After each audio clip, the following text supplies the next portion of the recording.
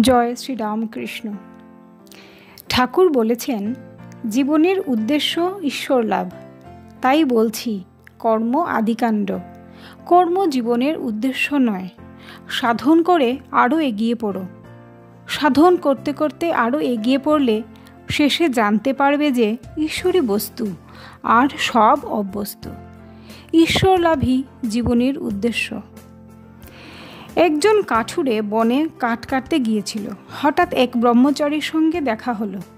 ব্রহ্মচারী বললেন, ওহে, এগিয়ে পড়ো। কাঠুরে বাড়িতে ফিরে এসে ভাবতে লাগলো, ব্রহ্মচারী এগিয়ে যেতে বললেন কেন?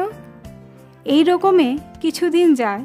একদিন সে বসে আছে, এমন সময় এই ব্রহ্মচারীর কথাগুলি মনে পড়ল। তখন সে মনে মনে বলল, আজ আমি আরও এগিয়ে যাব। বনে গিয়ে আরও এগিয়ে দেখে যে অসংখ্য চন্দন গাছ।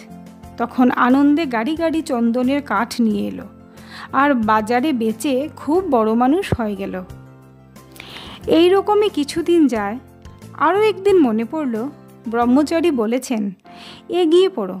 তখন আবার বনে গিয়ে এগিয়ে দেখে নদীর ধারে রূপোর খনি।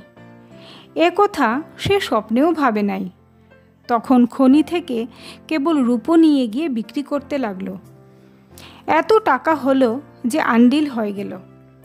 আবার কিছুদিন যায়। একদিন বসে ভাবছে, ব্রহ্মচারী তো আমাকে রূপোর খনি পর্যন্ত যেতে বলেন নাই, তিনি যে এগিয়ে যেতে বলেছেন।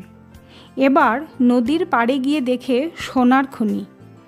তখন সে ভাবল, ওহো, তাই ব্রহ্মচারী বলেছিলেন এগিয়ে পড়ো। আবার কিছুদিন পরে এগিয়ে দেখে হিরে মানিক রাশিকৃত পড়ে আছে। তখন তার কুবেরের মতো ঐশ্বর্য হলো। তাই বলছি যে যা কিছু করো না কেন, এগিয়ে গেলে আরও ভালো জিনিস পাবে। একটু জপ করে উদ্দীপন হয়েছে বলে মনে করো না যা হবার তা হয়ে গেছে। কর্ম কিন্তু জীবনের উদ্দেশ্য নয়। আরও এগো, কর্ম নিষ্কাম করতে পারবে। তবে নিষ্কাম কর্ম বড় কঠিন।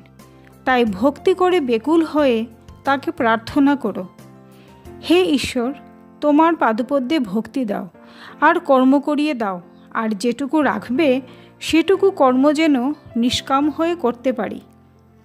আরও এগিয়ে গেলে ঈশ্বরকে লাভ হবে, তাকে দর্শন হবে, ক্রমে তার সঙ্গে আলাপ কথাবার্তা হবে।